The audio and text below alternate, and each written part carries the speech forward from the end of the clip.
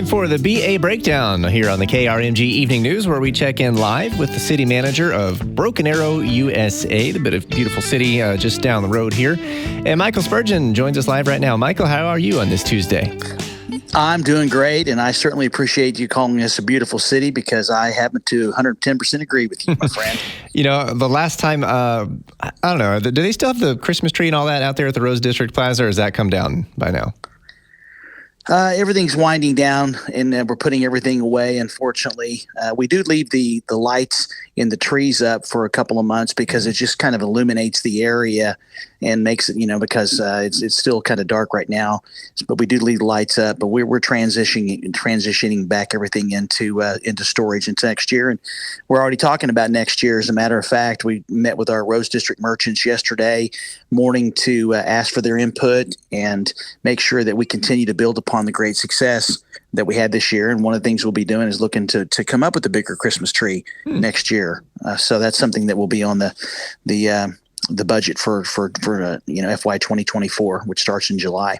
That'd be really cool. I was just thinking of the last couple of, weekend or two ago, I was down there and got a nice picture from across Main Street of the plaza I love the look with the silos behind it and everything. So I see postcards when I look at that every time. Well, it's a pretty special place to a lot of people, especially Kathleen Elliott and me. We spend a lot of time down there, so it's just a great place. It's just a wonderful, the Rose District everywhere you go, and we love to spend time down there. And we encourage everybody, even though it's not the holiday season, to come on down and support our merchants and our restaurants. I mean, there's some great ones down there, and many of them were there yesterday at the big meeting that we had. So I just want to encourage everybody to continue to come down the Rose District and support those businesses as well as all the businesses in Broken Arrow. Yeah, I was speaking with a business owner in BA today in the Rose District, and one of the restaurants there came up. So yeah, absolutely. It's a cool, very great place. But we have a lot of questions to get to this evening. And Let me start with one that came in while we were talking last week. This is an open mic on the KRMG app. And as always, we encourage listeners to ask questions of Michael using the open mic. So here's one that we got just a little too late to play last year. For you, Michael. Yes, sir. Omaha Street between County Line Road and Lynn Lane is like the old dusty trail. Can you tell me when they're going to start working on that? Thank you very much. We were talking about roads, and so I wondered if you had any details if that one was on the list.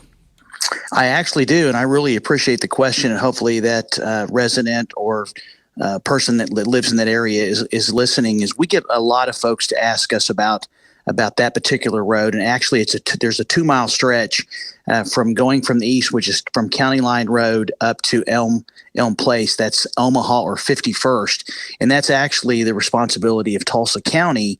And I'm pleased to report that Tulsa County, under their leadership of Alex Mills, their county engineer, they are working on that 2-mile stretch. The 1 mile that was specifically mentioned, I do know that they have completed the plans and specifications for the road, and right now they are working to start the relocation of the utility, specifically Oklahoma Natural Gas.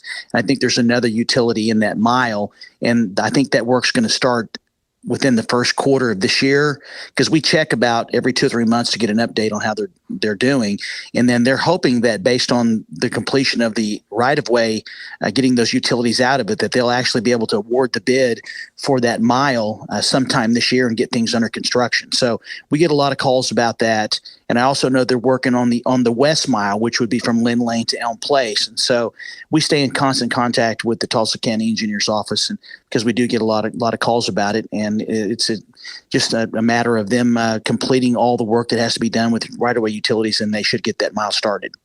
All right, let's stay with roads for a little bit. On Sunday, we were driving out to Coweta, had a little drink and snack out there, and then on the way home to Broken Arrow, we decided to take surface streets instead of getting back on 51. And after we got stuck on a accidental dead end that doesn't connect, and right there at the shrine to gas stations, if you know what I'm talking about. Yes. So we went up to New Orleans from there and drove through the construction in front of Events Park. So I thought I would ask you how that's going. It looked like a lot of progress has been made. Well, it's great to hear you're supporting Coweta. We have a lot of folks in Coweta that come and support Broken Arrow, so we try to do that as well. And so that was great to hear. That is an important project for that corridor on East New Orleans, and that's about a $2.5 million project that we awarded and started construction back in September. And right now they're working on the south lane. If you remember when you're driving out there, the north side has been completed. And they're going to be finishing that up in the next couple of weeks. And then there is a 10-foot trail that's going to be in the north side that they'll be laying the asphalt. And based on the information I have from Engineering Construction Director Ethan Edwards and his team is that we're going to be complete with all of the work out there except for the punch list items probably by early March. So we're really just maybe a month and a half, and hopefully it'll be done sooner.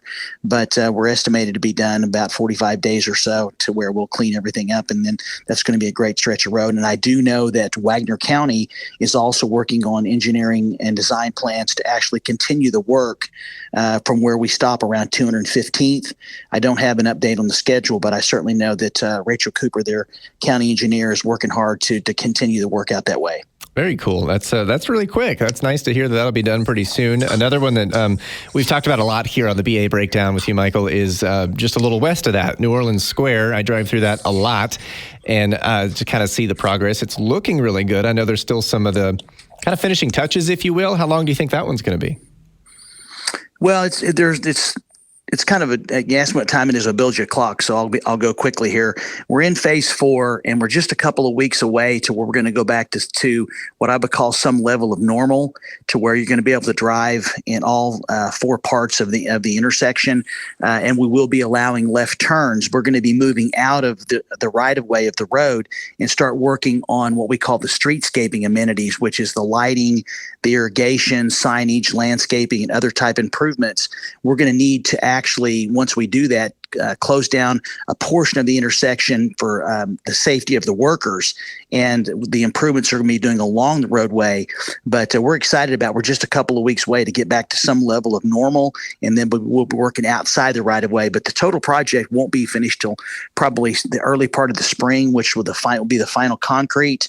And also the installation of the blue medallion that's going to be in the middle of the intersection for New Orleans Square, that logo. So we're super excited. I mean, it's another major investment we're making. Sales tax is up in that area, which shows that, people are supporting the businesses there. So, I mean, it's over $4 million project, and it's going to be what we need is to get everybody out of the intersection. And that's going to be happening in a couple of weeks, weather permitting.